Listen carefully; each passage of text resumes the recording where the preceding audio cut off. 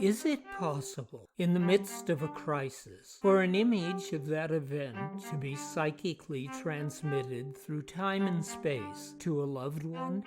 This is Mark Lyon. Welcome to the other realm. Throughout my life, I have collected true accounts left to us by those who have inadvertently crossed the invisible threshold from our world into the realm of the supernatural and returned to tell the tale. These are their stories.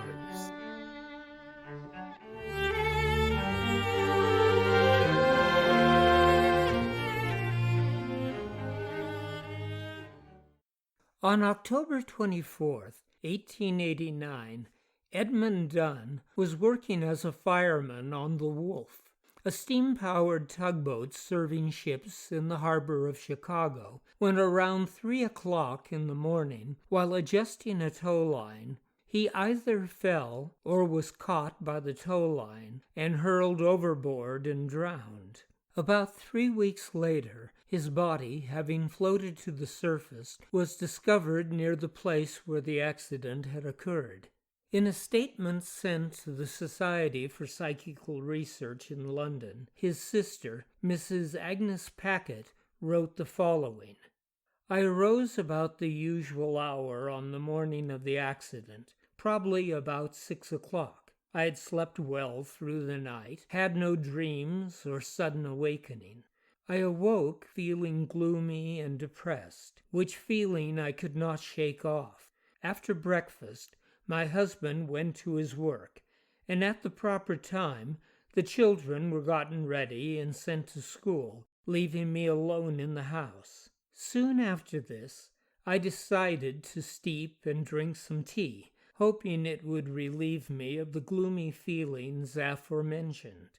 I went into the pantry, took down the tea canister, and as I turned around, my brother Edmund, or his exact image, stood before me and only a few feet away. The apparition stood with back toward me, or rather partially so, and was in the act of falling forward, away from me, seemingly impelled by 2 ropes or a loop of rope drawing against his legs. The vision lasted but a moment, disappearing over a low railing or bulwark, but was very distinct. I dropped the tea, clasped my hands to my face, and exclaimed, 'My God, Ed is drowned.' At about 10:30 a.m., my husband received a telegram from Chicago announcing the drowning of my brother. When he arrived home, he said to me, 'Ed is sick, in hospital at Chicago. I have just received a telegram.' To which I replied, 'Ed is drowned. I saw him go overboard.' I then gave him a minute description of what I had seen. I stated that my brother, as I saw him, was bareheaded, had on a heavy blue sailor's shirt, no coat, and that he went over the rail or bulwark. I noticed that his pants legs were rolled up enough to show the white lining inside. I also described the appearance of the boat at the point where my brother went overboard. I am not nervous, and neither before nor since have I had any experience in the least degree similar to that above related. My brother was not subject to fainting or vertigo." Signed, Agnes Packet. Mrs. Packett's statement was verified by one from her husband, which read, "At about 10:30 o'clock a.m., October 24th, 1889, I received a telegram from Chicago announcing the drowning of my brother-in-law, Edmund Dunn, at 3 o'clock that morning.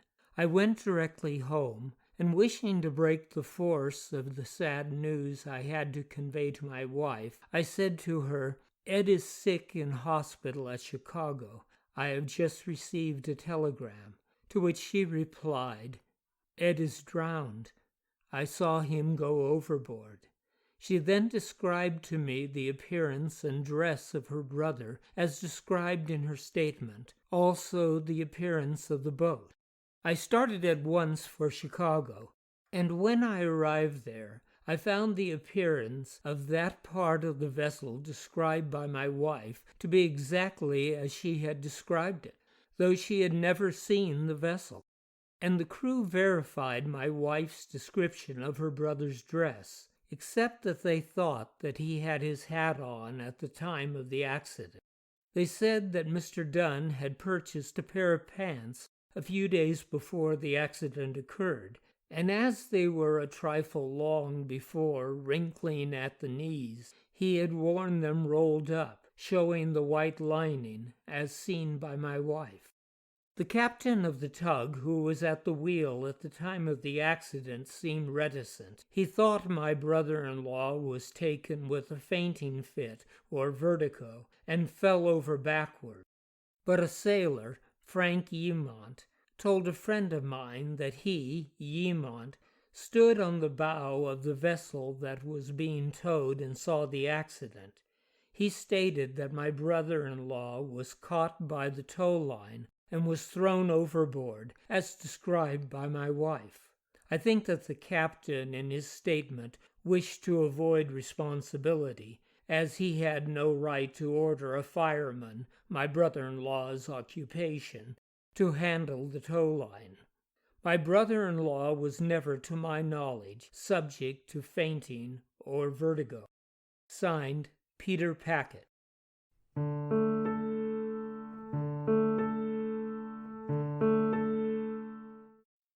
A far less traumatic, but equally intriguing case was sent to the Society for Psychical Research, involving a lady who wished to be referred to only as Mrs. B, and her friend, Mrs. E.A. Connor, a lady well known at the time as a writer and speaker. On January 15, 1889, Mrs. Connor received the following letter, which had been sent on the previous day. My dear friend, I know you will be surprised to receive a note from me so soon, but no more than I was today, when you were shown to me clairvoyantly in a somewhat embarrassed position. I doubt very much if there was any truth in it, nevertheless will relate it and leave you to laugh at the idea of it. I was sitting in my room sewing this afternoon about 2 o'clock, when what should I see but your own dear self? But heavens, in what a position! Now I don't want to excite your curiosity too much, or try your patience too long, so we'll come to the point at once. You were falling up on the front steps in the yard. You had on your black skirt and velvet waist, your little straw bonnet, and in your hand were some papers. When you fell, your hat went in one direction, and the papers in another. You got up very quickly, put on your bonnet, picked up the papers, and lost no time getting into the house. You did not appear to be hurt, but looked somewhat mortified. It was all so plain to me that I had 10 notions to 1 to dress myself and come over and see if it were true, but finally concluded that a sober, industrious woman like you would not be stumbling around at that rate, and thought I'd best not go on a wild goose chase. Now what do you think of such a vision as that? Is there any possible truth in it? I feel almost ready to scream with laughter whenever I think of it. You did look so funny spreading yourself out in the front yard. Great was the fall thereof. But for the life of me, I cannot tell whether there are any steps from the sidewalk into the yard as I saw them, or not. Now do tell me, dear, if I saw correctly or not, or if the thing was shown to me simply to give me something to laugh about. Hope you got home last night without any adventures. And now good night. Sincerely, your friend.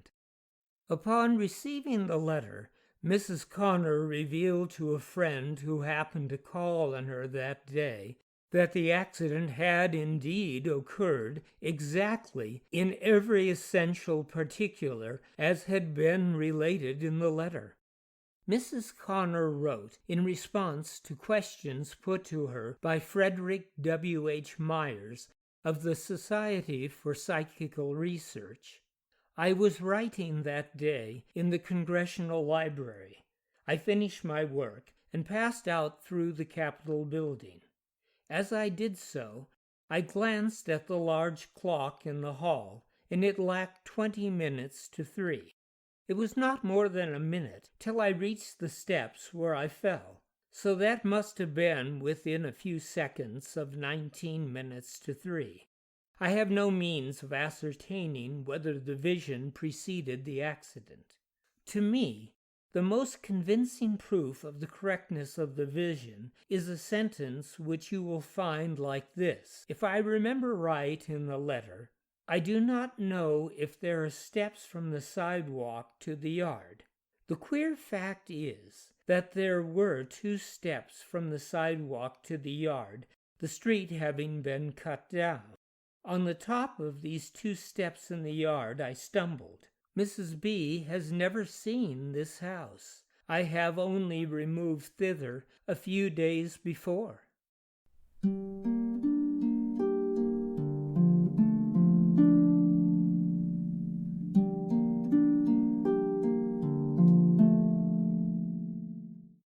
While the foregoing cases occurred to women who were wide awake at the time of their visions, crisis visions often come in the form of dreams. Such is the case from the proceedings of the Society for Psychical Research involving a Dr. Golinski, who at the time of the incident was practicing medicine in Russia.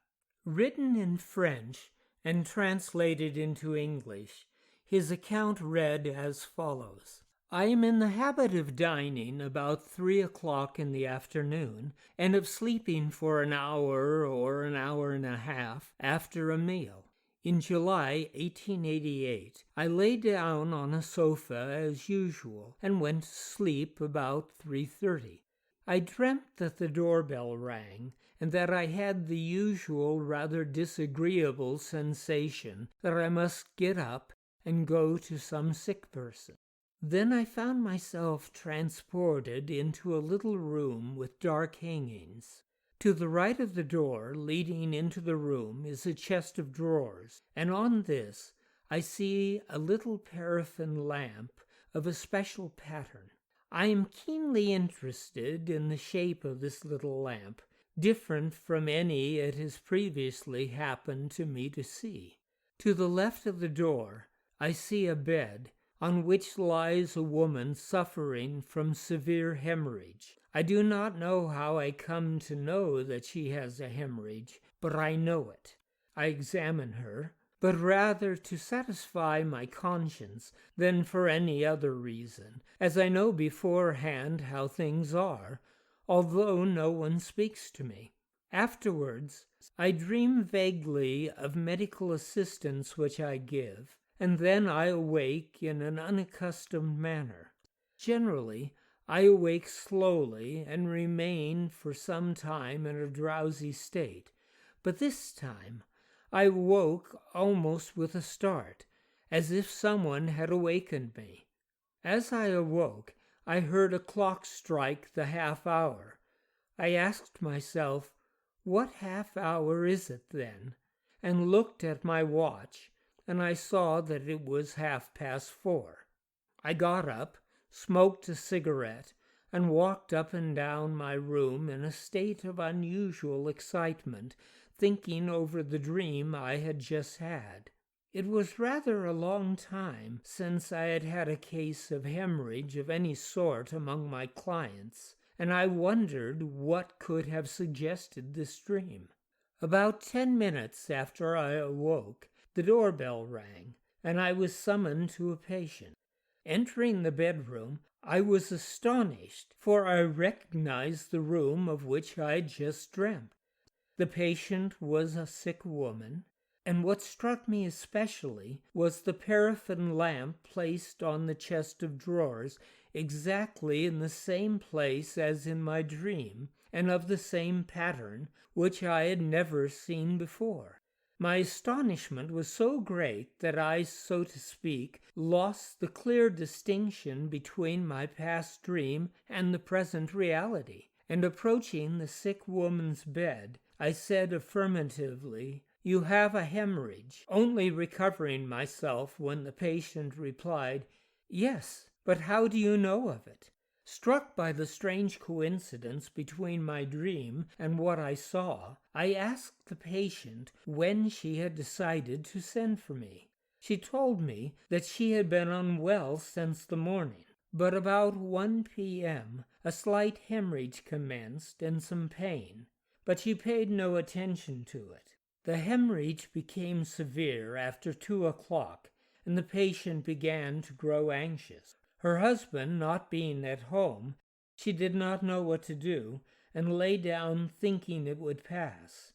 Between 3 and 4 o'clock, she was still undecided and in great anxiety. About 4:30, she decided to send for me. The distance between my house and that of the patient is 20 minutes' walk. I only knew her from having attended her in illness for some time before, and knew nothing of her present state of health. In a general way, I seldom dream, and this is the only dream I've ever had which I've always remembered on account of its veridical character.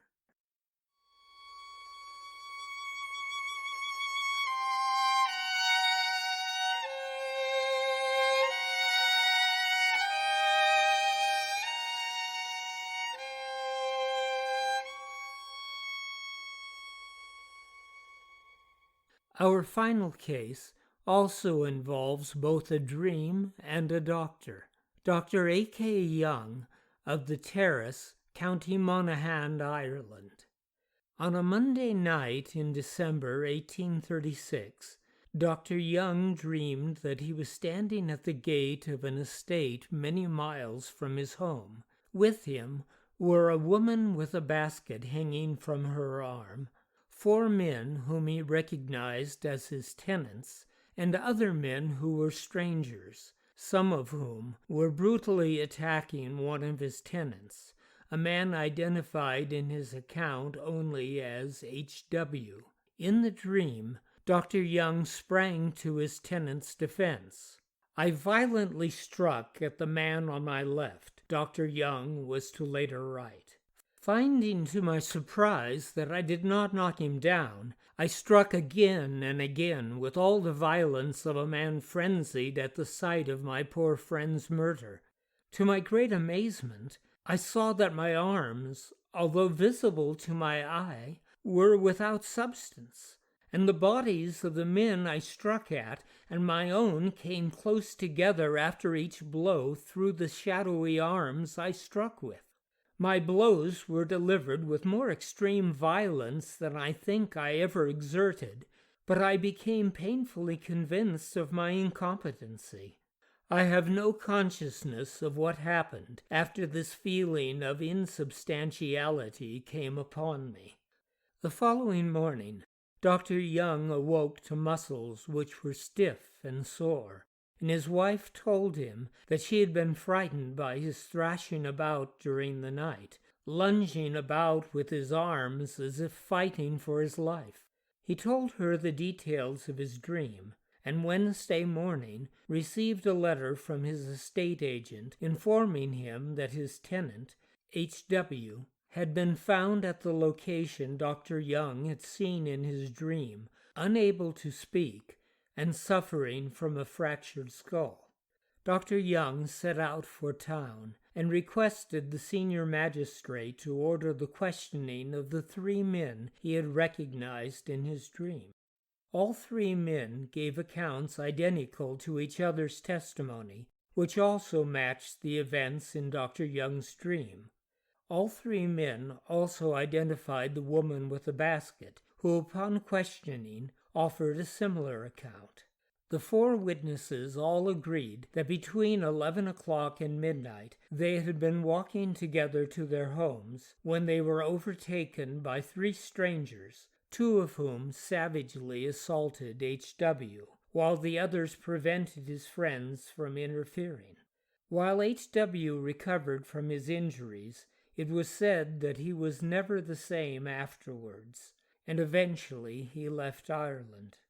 Dr. Young would later write, "We had not at the time any local newspaper to record such an event, and as there was not any clue as to the intended assassins, the occurrence passed into oblivion. I passed the spot where I was conscious of the attack very frequently, and I can point with my finger to within a foot or 2 of where I fought, shadowy, and the positions of all the parties present.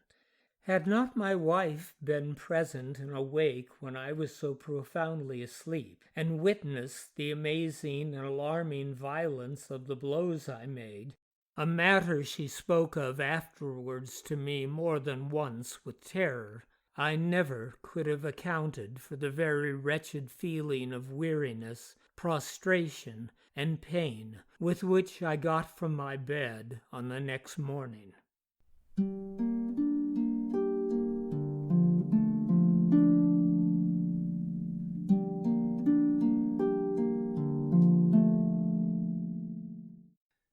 This is Mark Lyon, inviting you to join me on the first day of every month as we explore more true tales from the other realm. The Other Realm is a production of Wind Whistle Theater. Our music was composed by Dan Heflin. Support for The Other Realm has been provided by HauntedIsles.com, offering private and small group tours of haunted Britain and Ireland, and by Heftone Studios, producers of Phantoms of the Holbrook, a docudrama relating true events occurring at what well may be the most haunted hotel in the entire world, and Nadelei, a modern retelling of the German legend of the Lorelei, and by Windwhistle Press, publishers of Jessie Adelaide Middleton's classic trilogy of true tales of the supernatural, The White Ghost Book, The Grey Ghost Book, and its sequel, Another Grey Ghost Book, and Lep Castle, The House of Horrors, by Mildred Darby, and San Francisco Ghosts by Mark Lyon.